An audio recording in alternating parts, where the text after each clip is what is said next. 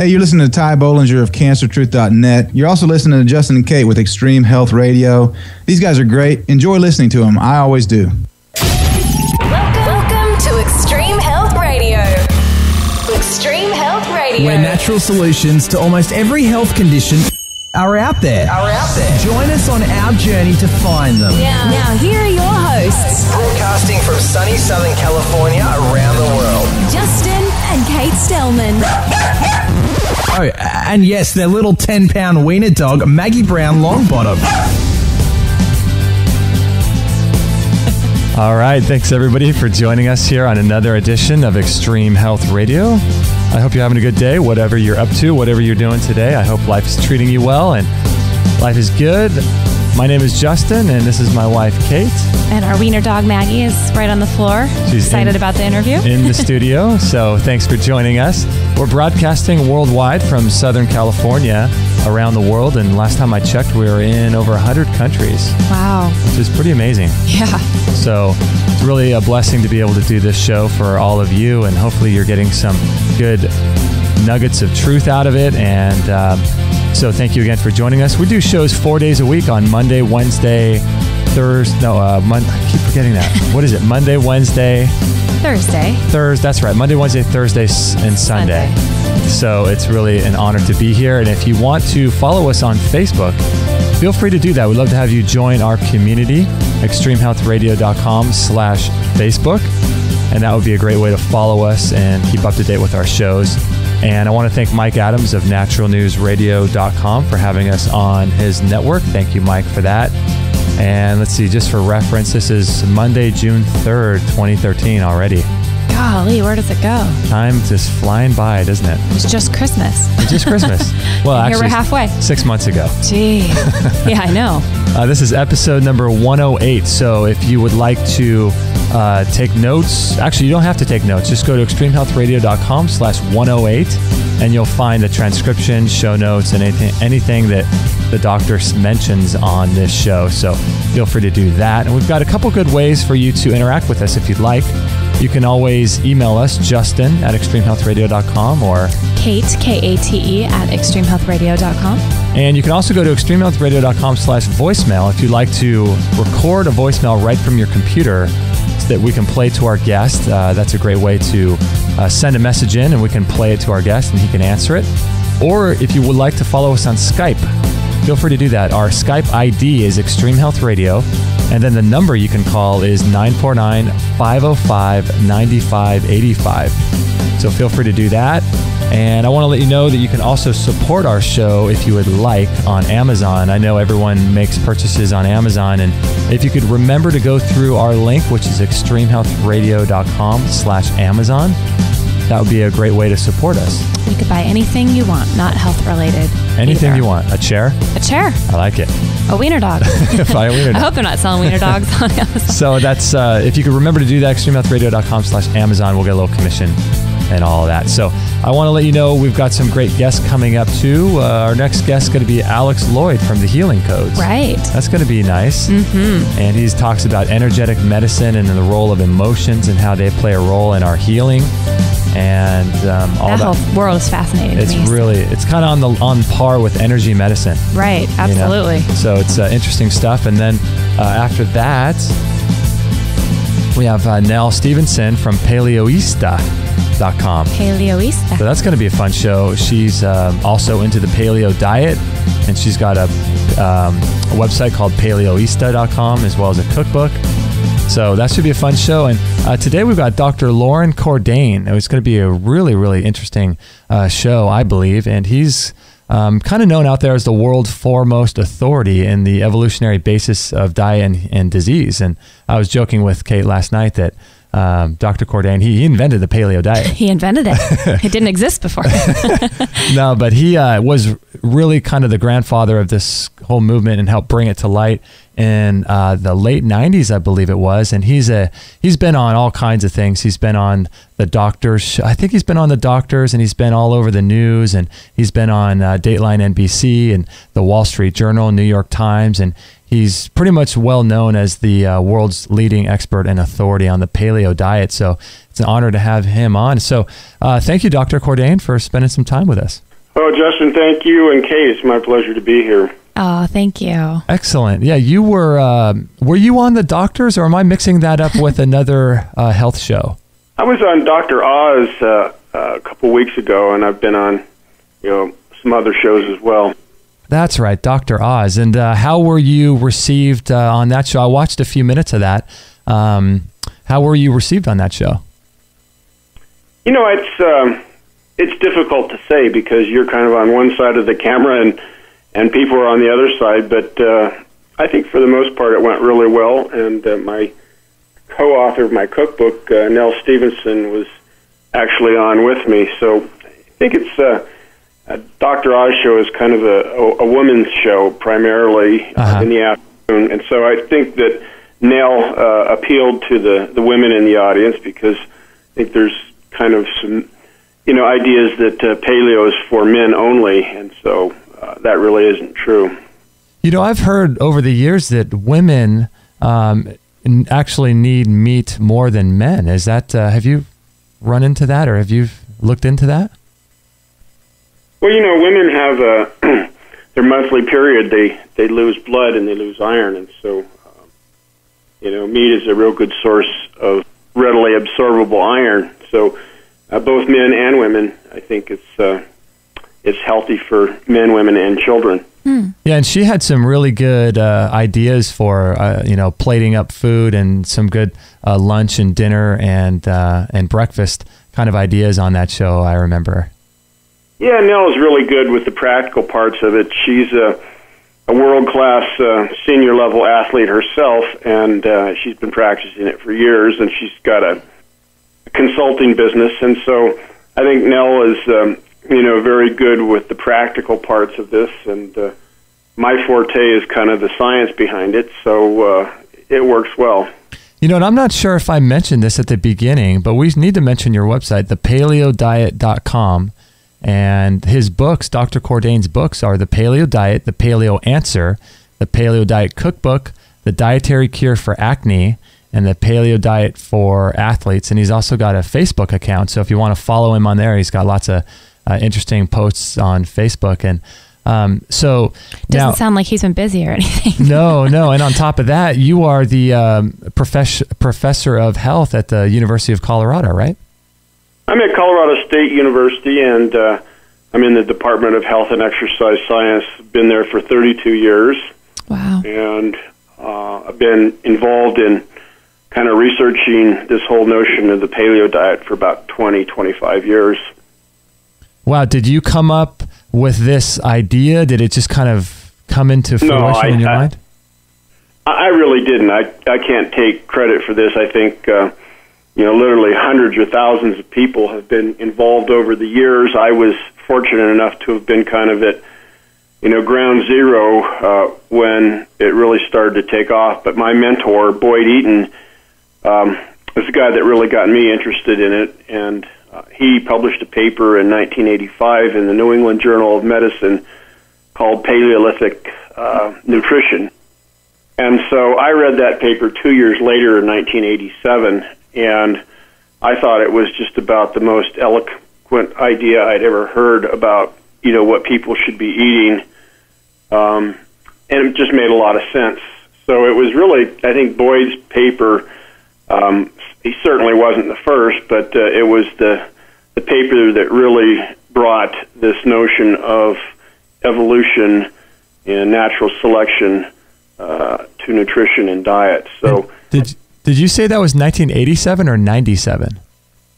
I read it in 87, and Boyd published it in 85, so I read it about 2 years later. Okay. Isn't it interesting that, 1987 or 85, it's just so interesting that a paper like that just makes so much sense, it takes that many years for it to come out. What were we doing in 1927 or 19, you know what I mean? I mean, 18. Actually goes back before that. As I mentioned, Boyd kind of brought the notion to, the scientific and medical communities, because this journal that he published in, the New England Journal of Medicine, has a very high impact factor journal, and it's read by physicians and researchers all around the world. So most of the people that got involved early on were influenced by Boyd's paper, but actually it goes back even before that. There's a paper that was published in 1967 by a physician from Sydney, Australia, that says it's basically the same thing. So, but it was published in an obscure journal that nobody read, and I ended up tracking it down as I got more and more involved in the field. But I think that it took a lot of people and a lot of ideas, and from people from all kinds of disciplines, from anthropology to archaeology to nutrition to physicians, that have built upon this. As I mentioned, I got involved early on. I eventually met Boyd Eaton. We started publishing scientific papers together in the mid to late 90s, and I wrote my first book, The Paleo Diet, in 2002, so that was about a decade ago. And the movement has really taken off the last probably 2 to 3 years. It's become, literally a household word, and it now encompasses hundreds of thousands, if not millions, of people worldwide are following this, and you only have to go so far as to Amazon to see the number of books that have exploded out of this concept. And it's some of the players I mentioned, we started together, and for instance, Rob Wolf is a very well known in the paleo diet community, and he actually found me early on in 2000. He had some health issues and went online, and of course in the year 2000 Google was only a year or two old, right? So very few people used computers or were online, and so Rob found me, and he ended up coming down to Colorado State and working on a PhD in biochemistry, and I got to know him there. He unfortunately left CSU and went another direction career-wise, but he ended up writing a best-selling book. And is he still doing the paleo thing? Because I thought he had a website and things like that. Yeah, Rob has got one of the more popular websites on this whole paleo diet. As I mentioned, he had a best-selling book, and so he and I, we speak together at conferences around the world and around the country that are involved in paleo. So there's lots and lots of people. The person you're going to have on is, you mentioned, next week or the following week, Nell Stevenson. Uh-huh. She also came to me a few years ago and found out about it through the website. There's lots and lots of folks that are connected with it, and as it's becoming kind of a worldwide way of living, I think that more people are becoming aware of it. Right. And so what's the main kind of differences between the paleo diet? Because I remember, about 10 or 15 years ago, everyone's doing the Atkins diet. And even before that, Atkins has been around. But how does the paleo diet differ from the Atkins diet and some of these other kind of fad things? Like South Beach diet. South Beach, yeah. Yeah, it's not really a diet per se. It's kind of a lifelong way of eating to optimize health and well-being. And so I never really pushed it as a diet per se. That's kind of my editor at John Wiley and Sons at the time in the year 2000, 2002, when I wrote it and it first came out. I think it was marketed as a quote-unquote weight loss diet, but that was never really my intent. The intent was to optimize health and well-being. And actually, as I mentioned, I didn't invent this, nor did Boyd Eaton, or did any other human being, and that's the difference. That's the difference between this way of eating, is that we simply uncovered what was pre-existing. Right. So this is the manner in which humans have eaten, from the very get-go. So it what we're trying to do with this lifelong program of diet is to mimic or emulate the food groups that our hunter-gatherer ancestors consumed. So, never did I say that this is, we are eating a hunter-gatherer diet, quote unquote. We're mimicking the nutritional characteristics of hunter-gatherer diets, and there wasn't one hunter-gatherer diet. There was, a wide range of diets, and so by consuming foods that you can get in the supermarket that mimic the characteristics of wild plant and animal foods, and we can get pretty close because we've done the computerized dietary analyses of what actual hunter-gatherers ate, because we have the plants they ate. We have done the experiments in which we've analyzed the types of fats and the nutrients that are in wild game, and we've contrasted those to grass-produced animals and grain-produced animals. So you can get pretty close. We can, as I mentioned, we can emulate those characteristics by eliminating food groups that our hunter-gatherer ancestors didn't eat. And that's really kind of what it's about, is it's getting the crap out of your diet and getting the processed foods out of your diet. And lo and behold, we become much healthier. And that was really the intent. Imagine. Imagine that, to stop eating bars and white bread, and your health gets better. Shocking, right? Before you stumbled across your research and Boyd Eaton and in the beginning, what was your diet like, if I may ask?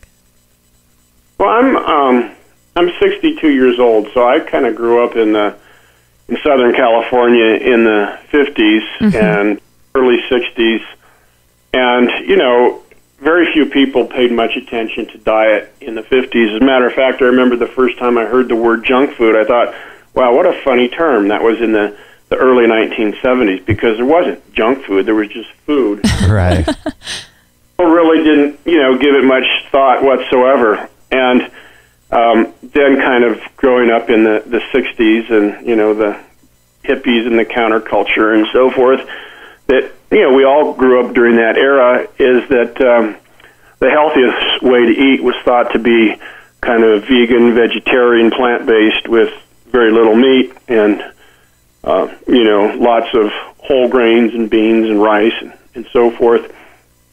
So, I ran the gamut of my diet. I started off, as I mentioned, eating crap, white bread and hot dogs and candy in Southern California in the 50s. There you go. I was a kid, and nobody knew any better at the time. My parents smoked, and everybody smoked, so health was not really much of an issue. And then in the 60s, I was a intercollegiate track athlete at the University of Nevada, Reno, and participated in sports and worked on a beach. I made a lifeguard for 20 years, so we were all interested in health and well-being. We had juicers and took vitamins and supplements and whatever, and experimented with, just about every diet under the sun. And so that was kind of my background, was trying to adhere to a plant-based diet, but it never really worked very well for me. And I was a runner, too, and so it seems like that type of diet really didn't help. I was getting upper respiratory things, and just when I was starting to get fairly fit and win races, you'd get something or an injury or whatever. So that was kind of what I was doing into my mid to late 30s. Okay. And then, as I mentioned, I read that paper in 87, so I was 36.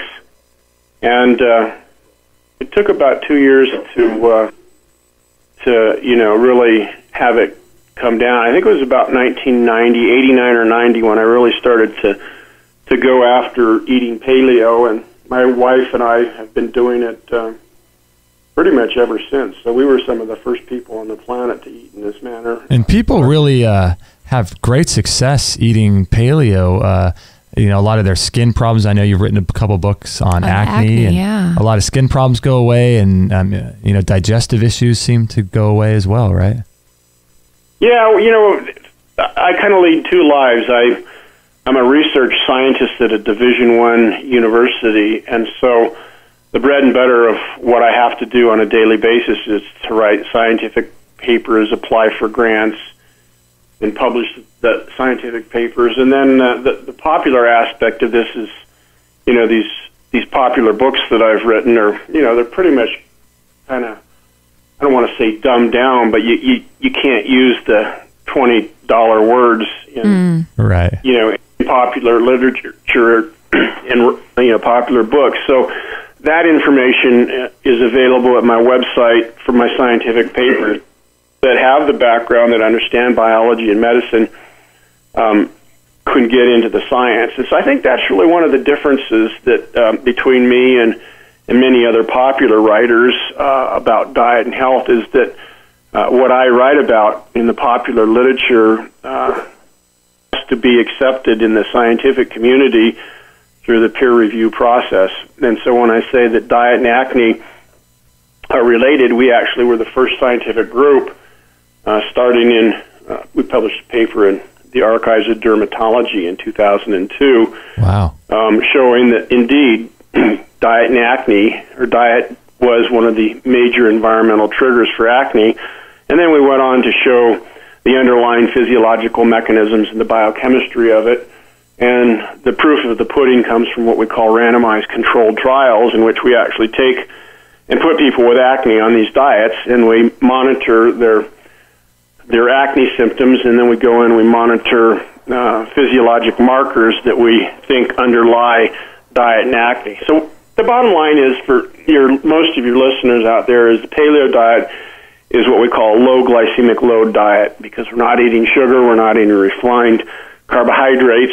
And when we get those kind of foods out of our diet, basically most of the processed foods, then our glycemic load, the ability of the food to spike our blood sugar, is reduced. And when that happens, we lower our insulin levels. And insulin is a master hormone that influences other hormones that influence the development of acne. So, interesting. So that's kind of where that whole thing came about. And this is a diet that seems to be very healthful for most people. And some scientists. So there's a paper that just came out in Scientific American and was drawn to my attention this morning. Those people simply are unaware of the science behind this thing. So people can get very critical because they read about it in the popular press, and there are blogs, and there are non-scientists that are involved. But there is very good science behind this way of eating, and it will improve your health. Yeah, I think so. And just getting off of sugars, I think that's a real issue, because what a lot of people don't realize is carbohydrates, refined carbohydrates, raises sugar levels in the body. And so people think they're eating bread or something, and they're not eating anything that's sweet, so they're okay. But I know since I've given up all that stuff, my skin has completely got changed. A lot better. Yeah. So Dr. Cordain, we got to take a short break. We're up against the clock here, but I want to mention your website. It is thepaleodiet.com. And if you'd That's right. And if you'd like to follow him on Facebook, it's facebook.com/originalpaleodiet. And he's got all his books on there and lots of good stuff. And we'll be right back with Dr. Cordain after this break. So a while ago, my wife and I had the opportunity to drive down to San Diego and have lunch with Sean Croxton. And he's a really good guy.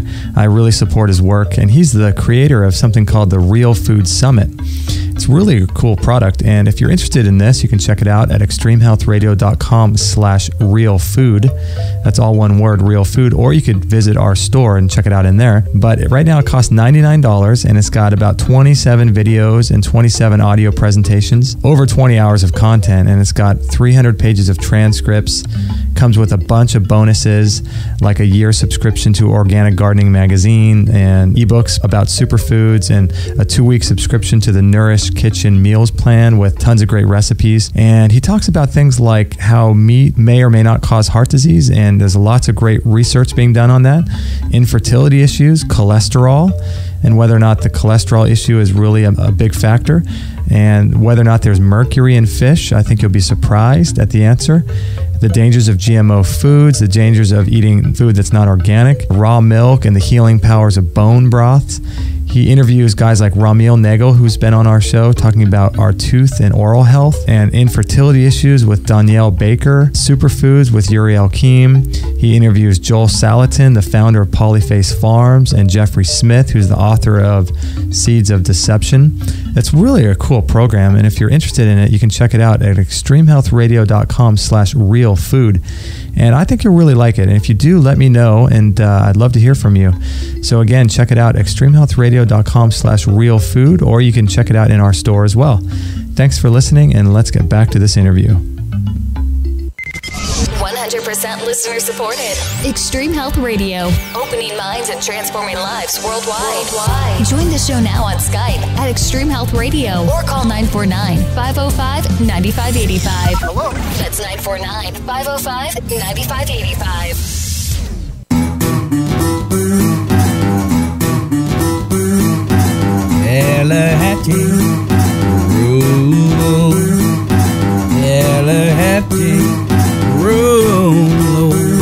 All right, we're having a good time here with Dr. Loren Cordain, and he is the founder of the PaleoDiet.com, as well as his Facebook account, which is the original Paleo Diet.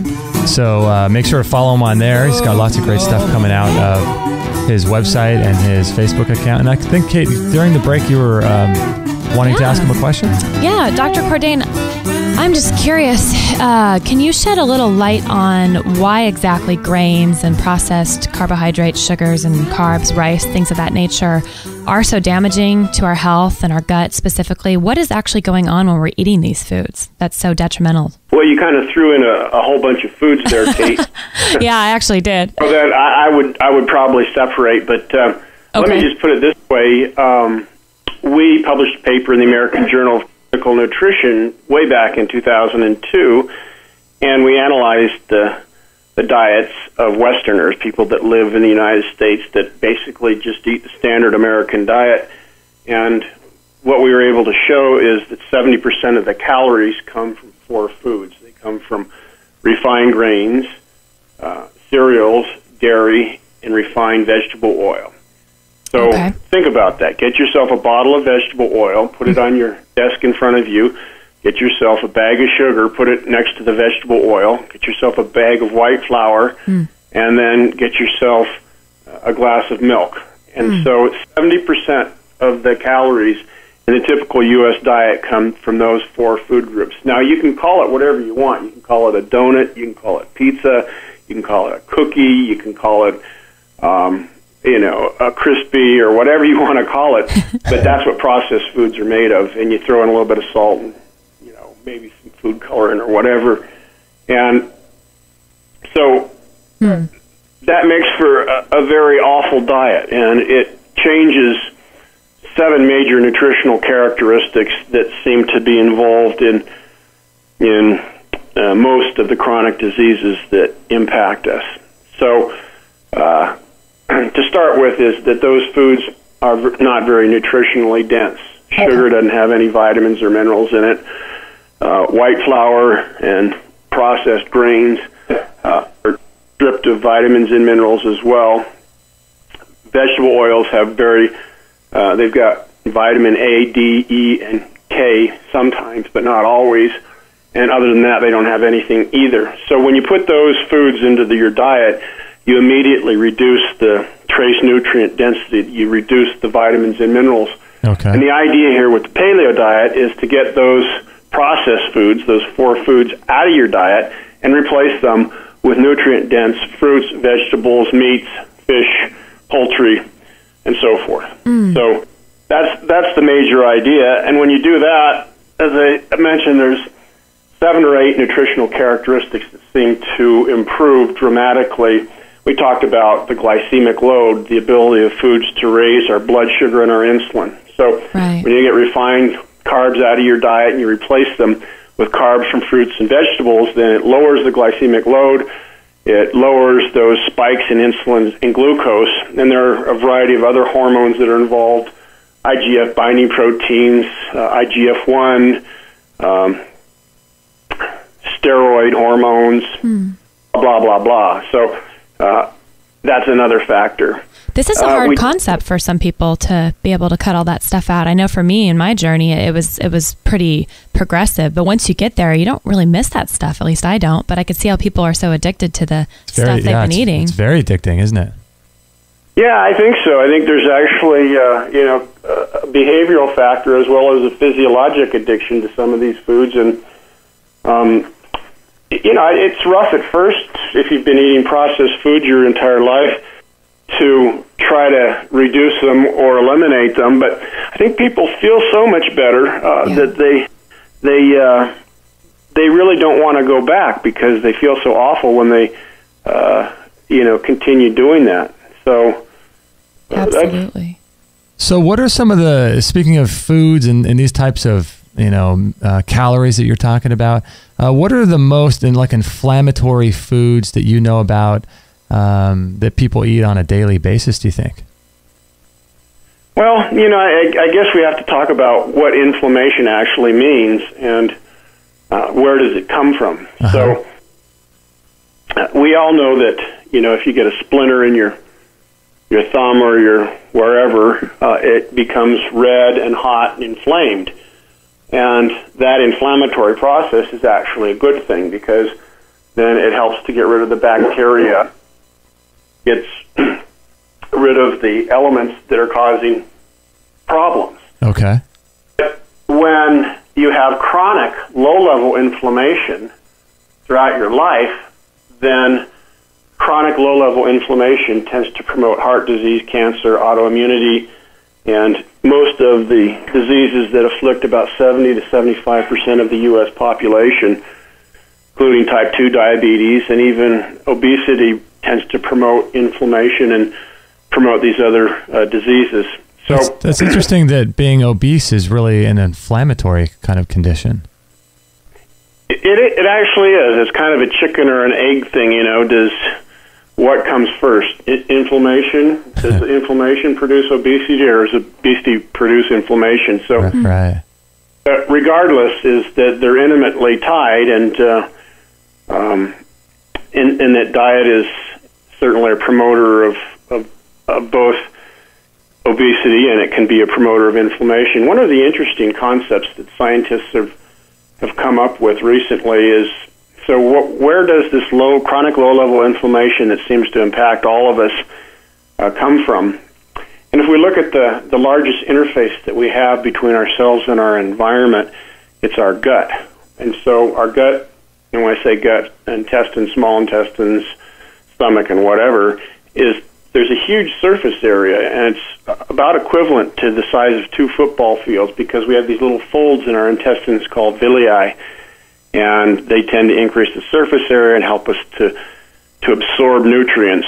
Mm-hmm. But if the gut becomes leaky, then certain elements that come from diet and come from our gut can interact with the immune system and tend to promote chronic low-level inflammation. So increasingly, many scientists believe then that a leaky gut may be involved in everything from heart disease to cancer to autoimmunity because it tends to inflammation.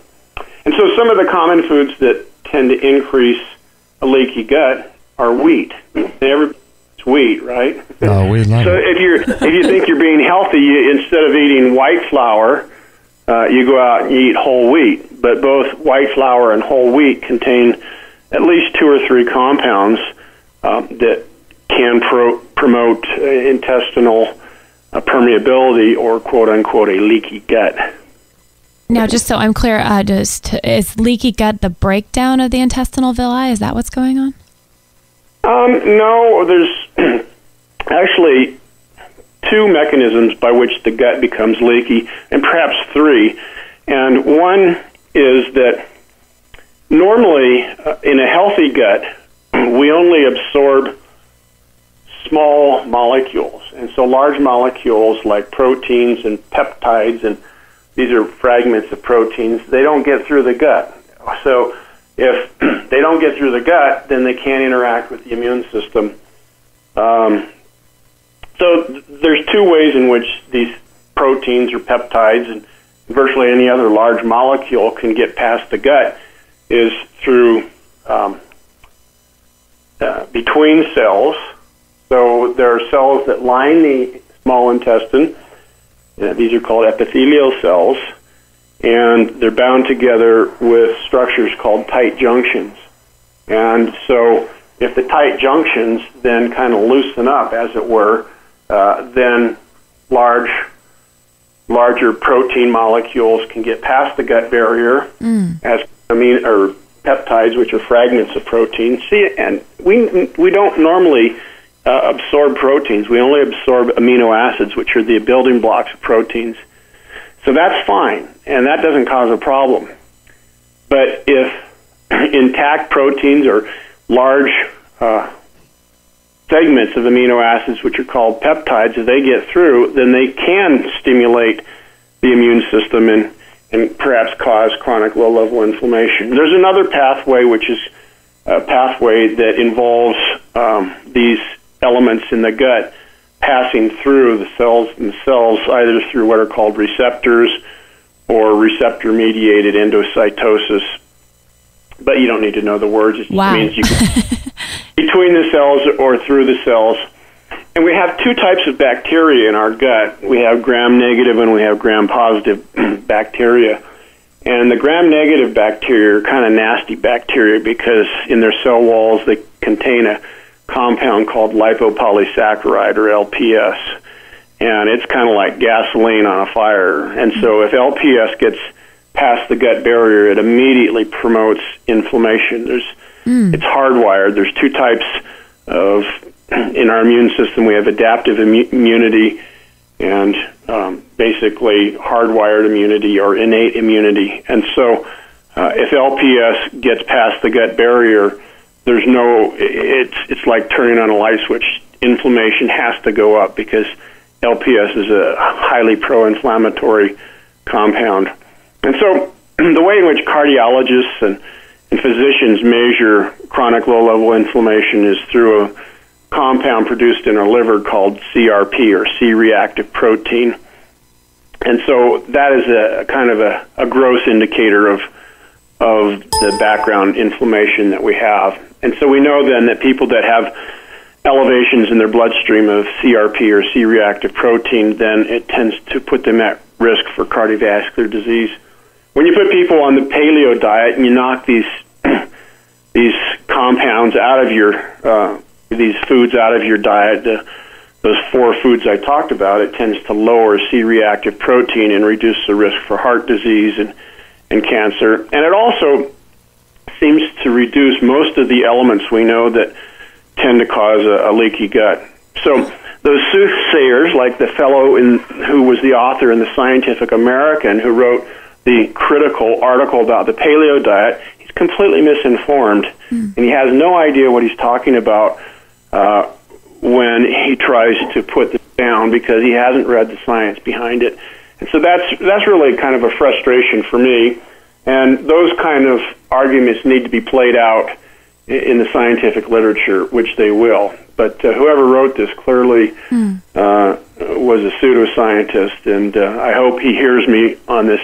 You guys go out to 102 countries, and I think he's in one of the populated area, New York or LA or whatever, and I hope he hears this. I do too. Because I would challenge him to a debate. You know, it's interesting. We had a guy on our show, Dr. Caldwell Esselstyn, a while back when you were just talking about heart disease and things. And this is a question that, I'm really interested in, and I'm just trying to find out, some alternatives to what he said. But he was talking about how if you eat meat or animal products, he was making the case for vegetarianism, and you might know who this doctor is, Dr. Caldwell Esselstyn, but he was talking about how when you eat those kinds of products, now I may be wrong I may butcher the words here, but I believe he was talking about the endothelial cells or epithelial cells, I'm not sure which word he used, somehow gets damaged inside the arteries near the heart. And he said that his contention was that when those get damaged, they can't produce nitric oxide. and that's what helps to eat away cholesterol that builds up in the arteries. And he was making the case, that whenever you eat animal products, it damages these endothelial cells or epithelial cells, whatever he called them. Thus, where you don't create the nitric oxide, and so I'm not really sure what do you. I'm sure you've looked into that and how that eating animal products relates to heart disease, because a lot of people think that it does, but they haven't looked at the science either. So well, Justin, I really can't comment on it because you don't really know what what you're relaying secondhand, what somebody else told you, who told somebody else, and. In the scientific community, I have never heard of this guy, and I'm not saying that, he's necessarily wrong, but in the scientific community, the way in which the system works is that you have to submit your ideas to what is called the peer review process. So when I write a scientific paper, I can't just write it and say, okay, here we go. You submit it you submit it to your peers, and there's an editor and section editors and so forth in these journals, and there's a very defined process called the scientific method in which we go through to test hypotheses, use statistics, and come up with conclusions. So, it's one thing for people to make statements like that, but, I would need to know specifically what he's talking about, what mechanisms he's looking for. So it's really difficult for me to comment because, you're not a specialist in the area. So, but to answer a more general question is that meat actually, it depends on, what type of meat it is and how it's been processed and whether it's fresh and, where it comes from. But meat per se doesn't cause cardiovascular disease. And that's a myth. Yeah, that's kind of my thought as well. For your readers that do have the technical background, have a biology or medical background that are listening to this, they can go to my website, thepaleodiet.com, and all of the scientific papers that our research group has written are available as free downloads. And so if you click on the icon and you go to the year 2000, I've written a paper in one of the major nutritional journals called The Paradoxical Nature of Hunter-Gatherer Diets, meat-based yet non-atherogenic. And so go to the year 2002, find that article and download it, and you can see the rationale and the reasons why that is true. Now, I think the problem is the way most Americans eat their meat is through processed meat. So they eat, salami and bacon and bologna and hot dogs and all the rest of that. And those foods do tend to promote inflammation, and they do tend to promote cardiovascular disease.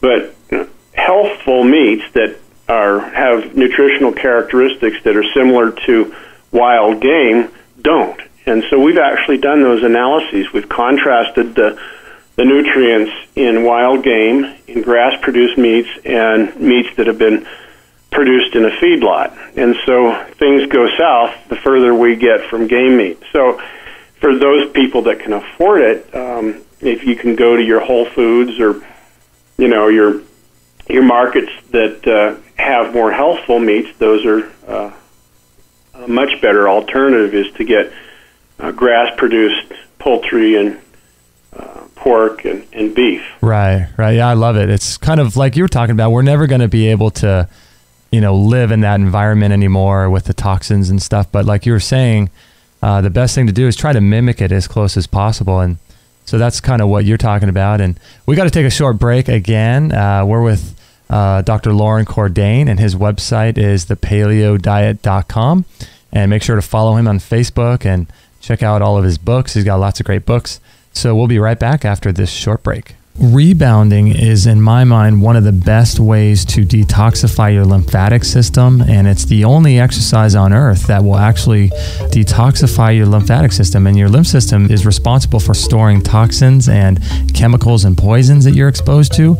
And there's no pump for the lymph system. It doesn't have a heart, so you have to move it up and down, and it's filled with millions of one-way valves that get squeezed and pushed and opened and closed every time you jump.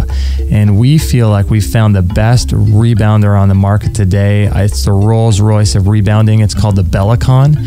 And I highly, highly stand behind this product. It's absolutely amazing. If you want to hear what some of our guests said about it, check them out on our store. You can listen to what a lot of our guests have said about rebounding and the Bellicon in particular. So a lot of times people will go on the rebounder with oxygen for cancer if they're really sick. And it's one of the most powerful things you can do to cleanse your body and to exercise every single cell in your body, every organ in your body. It's the only internal organ exercise you could do. And it's absolutely incredible. It also helps to rebuild bone density because of the up and down motion, the G-force that gets applied to every cell of your body, and it tightens and tones your body, and it's just really, really great aerobic exercise. And the Bellicon is made with straps, these bungee cords instead of springs, so it's silent and they have a warranty on it. It's the best rebounder on the market today. So if you're in the market for one, I would highly recommend just saving up and getting the Bellicon, because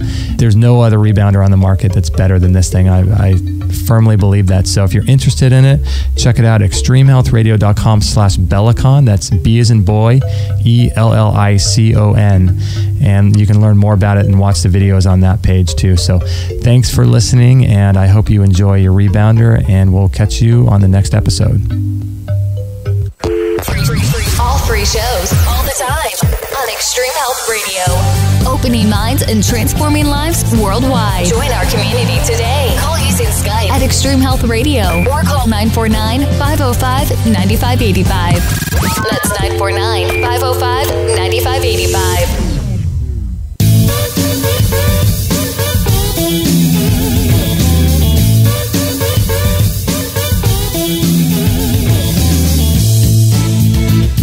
All right, we're having a good time with Dr. Loren Cordain from the PaleoDiet.com. Really a fascinating individual, getting into all the history of this kind of stuff and going back in time and talking about what our ancestors ate. And his Facebook account, too, if you're interested in following him, is facebook.com/original Paleo Diet. And during the break, Kate, you had even more questions again. I know, my mind just can't stop. Keep going. When you have somebody with this much knowledge, it's good to pick their brain, obviously. There you go. I guess I wanted to ask more, Dr. Cordain, about the food combining aspect. We know a lot about what the paleo lifestyle is and the foods that are involved, but upon your research and your personal even life, have you found that there's a specific way to combine these foods in the paleo system that works most ideal? I gave a talk up in San Francisco 2 years ago, and I met Chris LaLanne, who is the great grandnephew of Jack LaLanne. Jack actually he passed away about 2 weeks after I gave the talk to his grandnephew, so I never really got a chance to meet him, but Jack was always my hero. Yeah. And he said, because he's a Southern Californian, Bay Area kind of guy, and he always said that if man made it, don't eat it. And so I think, that principle still holds true today, is that we talk about combining foods, is that humans, when we make processed foods, there's two things that we tend to combine. We tend to combine fat. We tend to combine carbohydrate. So it can be, all kinds of different fats, vegetable oils or butter or whatever, and then we combine it with sugar. And so that is a deadly combination when you put fat and refined carbohydrates together, because in nature, that combination of macronutrients, fat and carbohydrate, doesn't occur in virtually any natural food. So you may think about, well, how about nuts? No, nuts are very high in fat, but they're very low in carbohydrates. How about olives? No, olives are high in fat, have very little carbohydrate. So there is no normally occurring food that contains those two macronutrients or mixtures. Interesting. Yet yet that is basically what we're hardwired to eat, because fat is rare in the hunter-gatherer environment. It's very difficult to find something that's got fat on it, and it's very difficult to find carbohydrate as well in a refined or a concentrated form. So that's precisely what we do to make junk food, is we combine those two. And you think about the foods that you eat, for your birthday, a cake or a donut, or those types of pleasure foods, or ice cream. Or even chocolate. That's exactly what we do. We ply upon this hardwired weakness we have as an organism or as a species, and that's where 70% of our calories come from, are from these foods that don't occur in nature. So once you get that combination out of your diet and you eat real foods, you do your shopping in the outside aisles of the supermarket. Go to the produce section. Go to the the meat section. Those are the places, the seafood. Those are the foods that we should be eating. Foods, as Jack LaLanne said, that are manufactured by nature, not by humans. And when you stick to those foods, everything seems to take care of itself. Animals in the wild, don't have to worry about autoimmune disease. Cancer is very rare in wild animals, as is heart disease. And we can induce these diseases that we as humans have when we give animals, laboratory animals, those types of foods. So you want to produce heart disease in a rat model of atherosclerosis, feed them, high fat, high sugar type diet. Yeah. And bingo, you can promote just about anything. So that would be, when I talk about combining foods, is don't worry about combining real foods. Worry about combining, artificial foods that humans make. So would you find, like, in nature, fats could be combined with proteins more, maybe like an egg or something? Well, that's how nature does it. If you find fat, it's almost always found with some sort of protein. So the foods that are high in carbohydrates, fruits and veggies, have very little or almost no fat. They got a tiny amount of protein. So that's how Mother Nature has done it. What do you think about people that are interested in going to the paleo kind of lifestyle and doing this kind of diet or way of life? If a lot of people out there might be on a budget, or they can't afford grass-fed meats and things like that. If they were going to go from a processed standard American diet, do you think it would be beneficial for them to move slowly in the direction of paleo, even if they're buying meat that's fed with corn, or hormones? Yeah, and that it's kind of loaded up with hormones and things. Do you think that it would still be beneficial, even though you're kind of getting a lot of that excess toxins and things?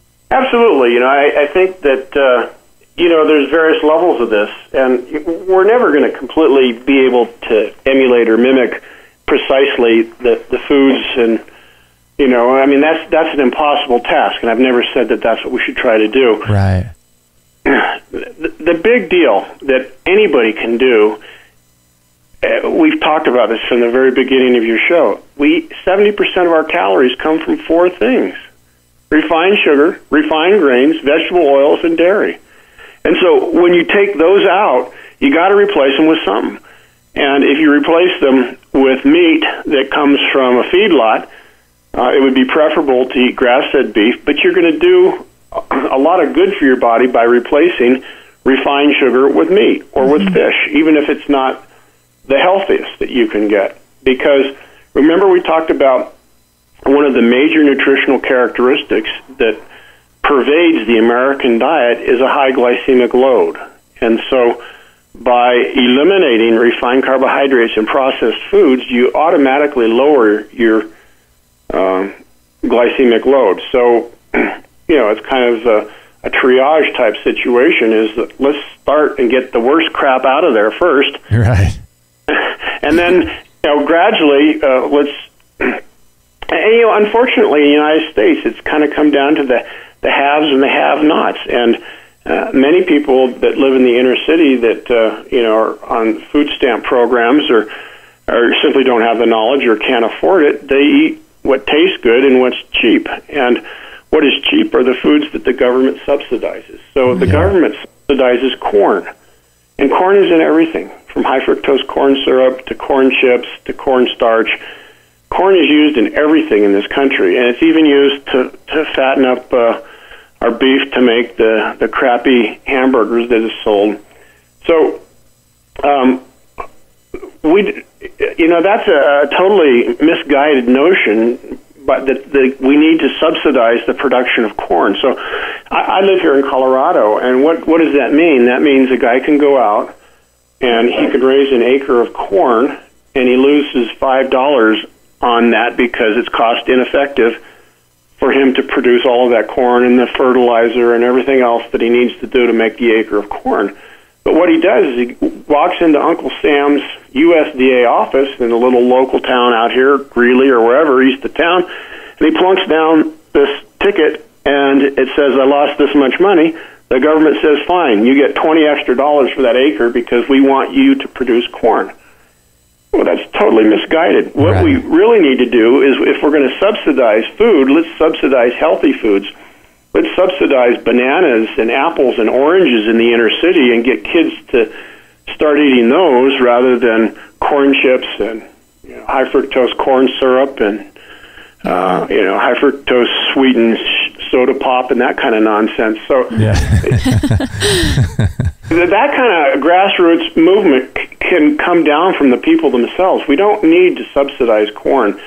Now, what it's going to mean is beef prices are going to rise, but that's probably a good thing in that we're going to try to produce animals that aren't obese and unhealthy like what we produce in the feedlot. So it's a political sticky wicket as well as just, the science behind the nutrition. So, another kind of issue that a lot of people are going to have with the paleo diet is a lot of people are addicted, I would say, to anything that's kind of related to the dairy industry, whipped cream and all this kind of stuff. Ice cream.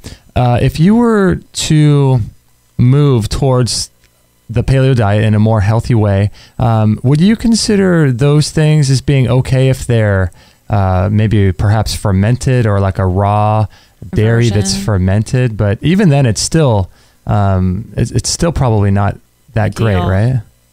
Well, Justin, there's two things going on here. There are behavioral issues. When you eat, there are behavior issues that you have to think about every day. We all have to do a couple times a day. And there are nutritional issues that impact our health and our well-being. And so we need to balance those two. We don't live in the Stone Age. We don't eat Stone Age foods. We are mimicking Stone Age food groups, and that's pretty much about what we're doing with the paleo diet. So what I've built into it, in my very first book and in all my books, is what I call the 85-15 rule, and that means that what you do 15% of the time is probably not going to hurt you, and what you do most of the time is going to tend to help you. And so most people, if they're 85% compliant with paleo, they seem to have therapeutic and health effects that move them in the right direction. Some people that are really sick or really overweight or have some very serious illnesses need to be more compliant to get themselves back to where they need to be.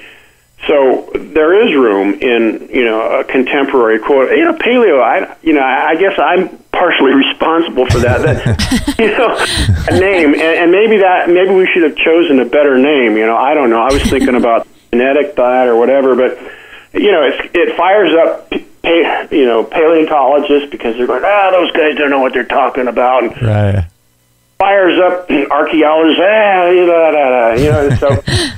Then some people think of Fred Flintstone and whatever. What we're really talking about is just healthy eating. What is wrong with eating fruits and vegetables and lean meat and seafood and nuts and real food and getting crap out of our diet? That's really all we're saying. And, it's come under this umbrella of quote-unquote paleo now, which is itself become stereotypical. So, get it from the horse's mouth is that, maybe we should have called it something else, healthy eating or whatever. I don't know. But controversial parts of this with the Diet in the World American Dietetic Association nutritionists are the fact that we're eliminating two food groups, dairy and whole grains. And so those folks don't really like that. But for those that want to look a little bit deeper, go to my website, go to the scientific papers, download the PDF of my paper called Cereal Grains, Humanity's Double-Edged Sword. And I wrote that in 1999, a long time ago. And people can read about what's wrong with not just whole grains or refined grains, but also whole grains. Let's go to the dairy issue. Well, 65% of the people on the planet lack the enzyme to digest lactose, which is found in milk. 65%. So if 65% of people don't have the genetic ability to digest milk, that's got to tell you something. We, as a species, we're not fully adapted to it.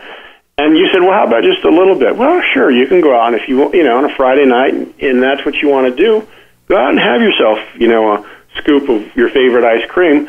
But the thing is don't do it on a daily basis. It's just not a good thing. If you want to get something sweet, go down and get yourself, this is the time of the year when you can get all kinds of, fresh fruit. And I love berries. Now that we can get berries, they fly them in from southern hemisphere as, blackberries and blueberries and raspberries. You can get them almost year-round. I love that. And what a healthier way to get your sugar or your sweet fix than through a bowl of berries as opposed to a gooey bowl of ice cream. Yeah. You wake up in the morning and your sinuses are a little bit stuffy, your joints are maybe a little bit tight, and you wonder, what's going on here? Remember we talked about that leaky gut situation? Yeah. Well, there are compounds in dairy that seems to kind of fire up our immune system a little bit. And you can read about it in some of my scientific papers that are downloadable at the website and how these compounds actually seem to get past the gut barrier and interact with the immune system. Dairy allergy is one of the most common food allergies there is. So dairy is associated with multiple sclerosis. It's associated with rheumatoid arthritis and a multitude of other autoimmune diseases. It's also associated with type 1 diabetes.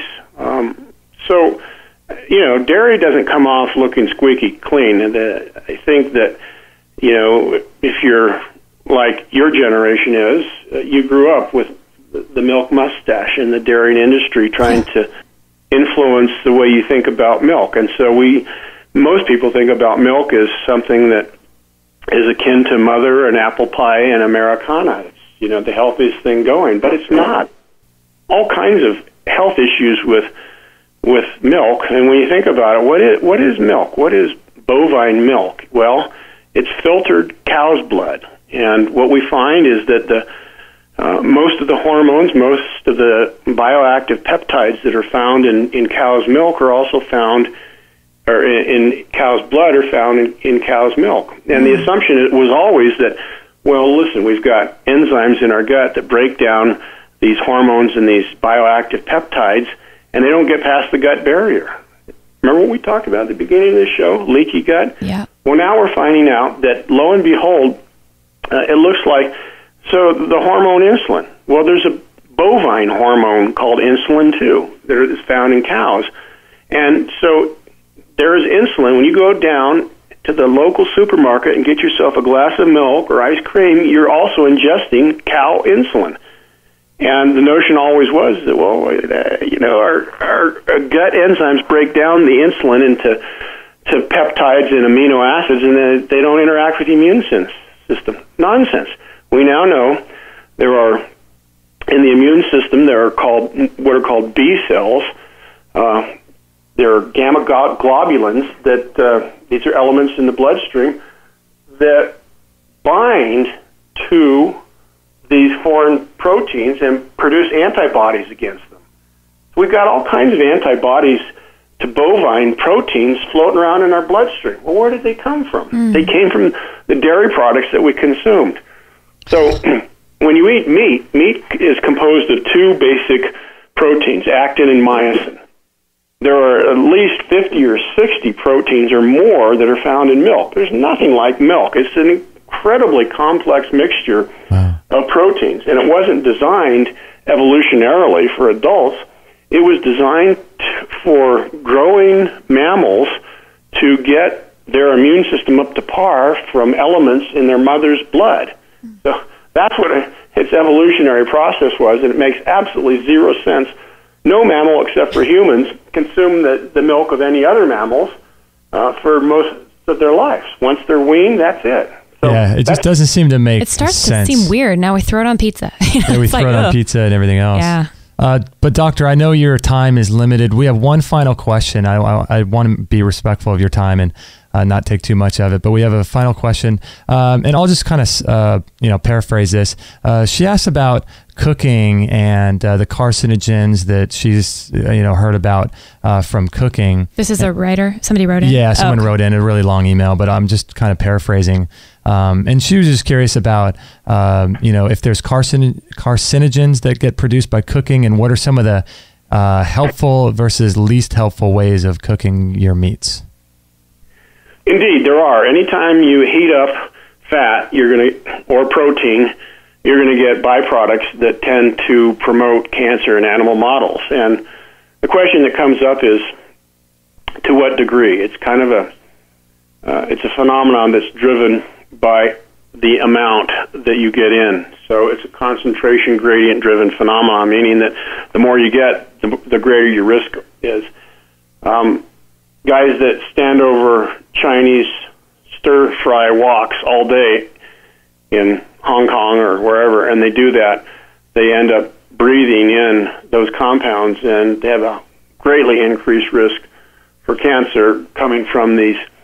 There's 3 different groups of compounds, and I'm not going to bore your readers with the names of them, but if they're interested, they can go to my website, and I've written a couple of white papers on what they are, and I think that actually in my latest book, The Paleo Answer, we talk about those. So okay, it's kind of like driving. You guys live in Southern California. Every time you get in your car, you risk getting killed in an automobile accident. So you kind of have to gauge that risk with the benefits of being able to travel around and have the freedom to go where you want. And so the same analogy is true with diet, is that, yes, if you're going to eat cooked meats, you're going to be ingesting these compounds. But, again, it's concentration gradient-driven phenomenon. So if you cook in a manner that is reduces your risk, you pretty much don't have to worry about it. It's like driving skillfully on the freeway and putting your seatbelt on and making sure you've got airbags. So what are the ways that you do that is try to slow cook and try to stay away from high heats. And if, like a strategy, if you go to a friend's house and they're barbecuing steaks and they're blackened on the top, well, what you can do is you can slice the top part of the meat off. It's been blackened, and eat the leaner pink, and you can get around it. Crock pots, slow cooking, steaming, and even microwaving produces much lower concentrations of these 3 major compounds. That there's a family of compounds, 3 major family of compounds that are produced, and I talk a little about them in my books. And I'd imagine maybe boiling would be good too, because it seems like that would bend. No, broiling is high heat. Anything that's high heat is not a very good way of doing it. So if you're going to broil, you need to, that really is probably not broiling and barbecuing are less preferable. But once it's not a huge issue. Like, for instance, you can broil fish, and you can broil fish to a degree where it's it's cooked, but it's still it's not kind of soft on the inside. Mm-hmm. But when you broil and you blacken it on the top, that's when you get into problems. What about boiling? Yeah, boiling's fine, but again, boil slowly and not rapidly. So, kind of that soft blah, blah, blah, blah, blah, blah. Okay. That's a much better way of doing things. Okay, interesting. Great. Wow, getting a lot of good tips here. Yeah, we are. Well, I want to thank you, Dr. Cordain, for spending a little over an hour with us. I really appreciate your time and your energy. And what kinds of things are you working on as we close out the show here? What kinds of projects or books or things you have working on? I'm working on retirement. There you go. That's the best work. I've been at CSU for 32 years, and I've done everything I want to do professionally in my life, and 2 of my 3 kids are grown now, and I got one more that we're kind of finishing up here. So I'm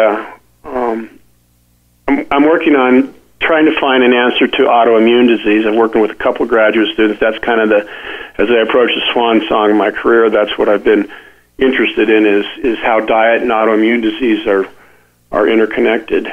And other than that, I'm just trying to enjoy life. There you go. Get out on a golf course, maybe get outside. Good for you. Away from the computer. Yeah, those kind of things. Excellent. We just had a guest, Dr. Terry Walls, and she had an autoimmune. What did she have? Multiple sclerosis? Yeah.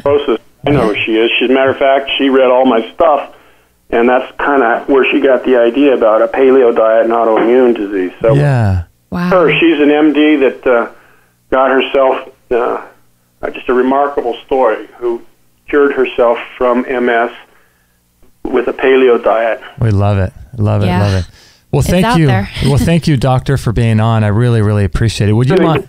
Guys, for having me, and good luck as you guys get known more and more with your health show. Oh, thank you so much. You. All right. What do you think, Kate? Dr. Cordain rocks. He's great, isn't he? He's great. Yeah, he's really scientifically minded, isn't he? Man, I feel like I was sitting in a biology class that I really, really liked.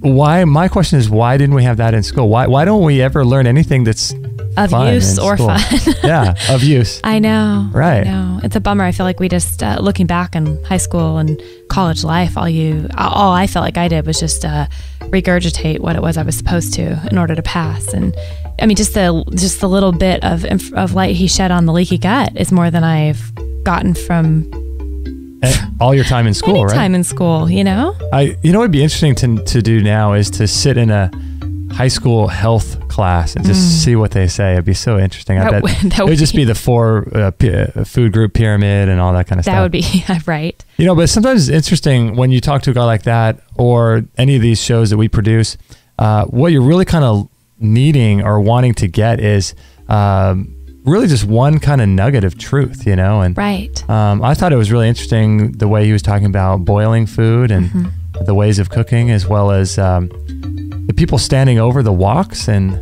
oh my gosh, never even thought of that before. Having an increased chance of cancer because of that. I mean, it makes total sense. When he said it, my jaw dropped. Yeah. Something you would never. It's funny that, you hear these things and you think about all the things in your own life that you did, different paths you did and didn't go down. And for a while there, I was interested in going to culinary school, Right. And I'm wondering just about all the things we're exposed to and could have been exposed to that we weren't. And I'm really grateful as far as that goes. But. Right. And what question did you want to ask? Oh, I was so sad we were running out of time. I was going to tell him, I was going to say, I don't know if this is a stupid question or not, but I was so interested in what he would have to say to people or any conversations he's had with people who are very animal rights minded. For the people who have an emotional tie with the meat eating.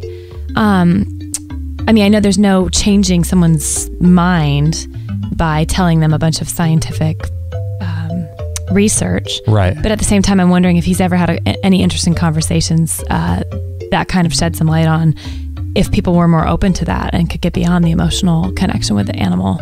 I was just really curious what his take on that was, or his stories, or because I think those people, I get where they're coming from too, but at the same time, like if this is the way that we are intended to eat, how do they go? How do they make peace with that? You know? And Daniel Vitalis talks a lot about that. Does about how really we're all eating and living off of dead cells. And, so it's kind of, he gives a really good explanation of all that kind of stuff. But yeah, it's interesting, I wanted to ask him about what about people that don't believe in evolution, what if you believe that we were created, or there's a lot of different beliefs about how we got here. What if I wanted to ask him about that. I also wanted to ask him about, things like green juices and smoothies, Oh, right. Because those aren't really paleo. You wouldn't find a NutriBullet out in the forest 2 million years ago. Right. You just wouldn't, Right. You wouldn't see David Wolf perched under a tree with his NutriBullet. No, you would not. That is a good question. But, when I was watching the Dr. Oz clip with him and Nell Stevenson, she was talking about adding eggs to your smoothies, raw eggs. And, that's what I do. But, I think that what he's talking about, and I think what he gets pinned under, is this whole idea that the paleo lifestyle is this return to form kind of thing, where it's, we are Paleolithic. But really it's like what he was talking about. It's just trying your hardest to mimic that as much as you can. Yeah. Like, so if you can't afford grass-fed meat, like he said, it's probably healthier than eating toward meat, processed, cupcakes. Cupcakes and white flour, right. And I would have to think that would be the same thing with the juices and other things. I mean, and the juices and things that you're adding in are very different than the processed food. So I'd have to say it could only be a help, if not ideal. It would still go along the guidelines of just eating that standard. Yeah, because there's things like superfoods and herbs and things like that you may not have been, or it may not have been prevalent 2 million years ago. Right. But, they still offer tremendous benefit to our health. And, but then you get into all kinds of issues like how this food is transported and the effect it has on the environment, because you have to ship these superfoods in from all around the world. And, so, I mean, there's a lot to there, to think about. But, I think just kind of returning to a more natural way is just kind of what he was talking about. If man made it, don't eat it. That's right. That was my nugget that stuck out. If man made it, don't eat it. When he was chatting with Chris LaLanne, Jack LaLanne's grandnephew. But, with platitudes like that, it's interesting because... man made the NutriBullet, but... Yeah, or there's a lot of what I would consider to be healthy raw food things like sauerkraut that that's true. Someone made, but I guess someone didn't actually make the sauerkraut. Yeah. Right. I guess those are just prepared. Right. I think it's different than someone gathering wheat, bleaching it, adding a bunch of sugar to it, and I think that's just a whole different level. So yeah. Just use your brain, I guess, and you'll be okay. I feel like I've heard recently that I think 30% of our diet or 70% of our diet or something like that is brand new, like didn't exist 30 years ago. Huh. Crazy thing like that. I would tend to believe that. Crazy, huh? Yes. So I just want to thank you guys for being on the show, and really it's an honor and a privilege for us to be on here helping you guys. If there's anything we can do, you can always email us, Justin@extremehealthradio.com or Kate@extremehealthradio.com. And I was wondering if you guys could do us a huge favor. If you could send a quick donation to our site. I know you may be driving along and you may be out on a run or at the gym, but we really do function off of listener support and listeners' help. So if you can donate, a lot of people think that sending a $2 donation isn't really going to be helpful, but if all of you guys did that, that would really help. We've got a lot of bills that we're incurring here on a monthly basis and lots of things like that. Show rolling. Yeah, so if you can spare a few dollars, if you think that you're getting some good benefit out of this show, whatever you can would be such a huge help to us. Greatly appreciated. Yeah, so anyway, thank you so much, guys. That was fun. Yeah, it was fun. Yes. And we'll catch you on the next episode. Sounds good. Thank you for listening to this episode. Maggie says it's time to go for now. But our mission does not end with this show. Justin and Kate will be back with another interview Packed full of ideas, discoveries, and unique ways to regain your health. Head on over to extremehealthradio.com